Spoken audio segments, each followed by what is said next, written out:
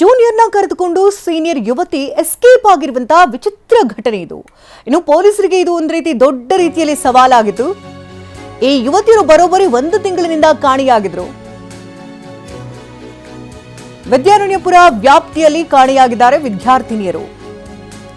ದ್ವಿತೀಯ ಪಿಯು ವಿದ್ಯಾರ್ಥಿನಿ ತನಿಷ್ಕಾ ಹಾಗೆ ಪ್ರಥಮ ಪಿಯು ವಿದ್ಯಾರ್ಥಿನಿ ತೇಜಸ್ವಿ ಇಬ್ಬರೂ ಕೂಡ ನಾಪತ್ತೆಯಾದಂತಹ ಯುವತಿಯರಾಗಿದ್ದಾರೆ. ಎಕ್ಸಾಮ್ ತಪ್ಪಿಸಿಕೊಳ್ಳೋದಕ್ಕೆ ಮನೆ ಬಿಟ್ಟು ಹೋದ್ರ ಯುವತಿಯರು ಅನ್ನುವಂತಹ ಸಂಶಯ. ಬರೋಬ್ಬರಿ 1 ತಿಂಗಳಿನಿಂದ ಹುಡುಕಾಡ್ತಿದ್ದಾರೆ ಪೊಲೀಸರು ಹಾಗೆ ಕುಟುಂಬದವರು. ಯಾವುದೇ ರೀತಿ ಸುಳಿವುಗಳು ಇನ್ನೂ ಕೂಡ ಸಿಕ್ಕಿಲ್ಲ.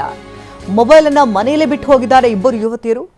ATM ಕಾರ್ಡ್ ಕೂಡ ತೆಗೆದುಕೊಂಡು ಹೋಗಿಲ್ಲ, ಕೇವಲ ಆಧಾರ್ ಕಾರ್ಡ್ ಮಾತ್ರ ತೆಗೆದುಕೊಂಡು ಹೋಗಿದ್ದಾರೆ. ಕಾಲೇಜ್ ಬ್ಯಾಗ್ನಲ್ಲೇ ಇಬ್ಬರು ಕೂಡ ಎಸ್ಕೇಪ್ ಆಗಿದ್ದಾರೆ. ಅವರು ಹೋಗ್ತಾ ಇರುವಂತಹ ದೃಶ್ಯಗಳು ಕೂಡ ಸೆರೆ ಸಿಕ್ಕಿದೆ. ಆದರೆ ಎಲ್ಲಿ ಹೋಗಿದ್ದಾರೆ, ಏನು ಎತ್ತ ಅನ್ನೋದ್ರ ಬಗ್ಗೆ ಯಾವುದೇ ಮಾಹಿತಿಗಳು ಲಭ್ಯ ಆಗಿಲ್ಲ. ಇಲ್ಲಿ ದ್ವಿತೀಯ ಪಿಯು ವಿದ್ಯಾರ್ಥಿನಿ ಆಕೆ ಕಳೆದ ವರ್ಷ ಕೂಡ ಇದೇ ರೀತಿ ಕೈ ಕುಯ್ಕೊಂಡು ಎಕ್ಸಾಮ್ ಭಯದಲ್ಲಿ ಕೈ ಕುಯ್ಕೊಂಡಿದ್ಲು ಅನ್ನೋದ್ರ ಬಗ್ಗೆ ಕೂಡ ಮಾಹಿತಿ ಲಭ್ಯ ಆಗ್ತಾ ಇದೆ. ಹಾಗಾಗಿ ಈ ಇಬ್ಬರು ವಿದ್ಯಾರ್ಥಿನಿಯರು ಈ ಎಕ್ಸಾಮ್ ಭಯದಿಂದಲೇ ಹೋಗಿದ್ದಾರಾ, ಏನು ಇತ್ತ ಅನ್ನೋದ್ರ ಬಗ್ಗೆ ಇನ್ನಷ್ಟು ಮಾಹಿತಿಗಳು ಲಭ್ಯ ಆಗಬೇಕಾಗಿದೆ. ಒಟ್ಟಾರೆಯಾಗಿ ಬರೋಬ್ಬರಿ 1 ತಿಂಗಳಾಯಿತು. ತನಿಷ್ಕಾ ಹಾಗೆ ತೇಜಸ್ವಿನಿ ಎಲ್ಲಿ ಹೋಗಿದ್ದಾರೆ, ಏನು ಎತ್ತ ಯಾವುದೂ ಕೂಡ ಮಾಹಿತಿ ಸಿಗದೆ ಕುಟುಂಬದವರಂತೂ ಪರದಾಡ್ತಾ ಇದ್ದಾರೆ. ಪೊಲೀಸರಿಗೂ ಕೂಡ ಒಂದು ರೀತಿ ದೊಡ್ಡ ಸವಾಲಾಗಿದೆ.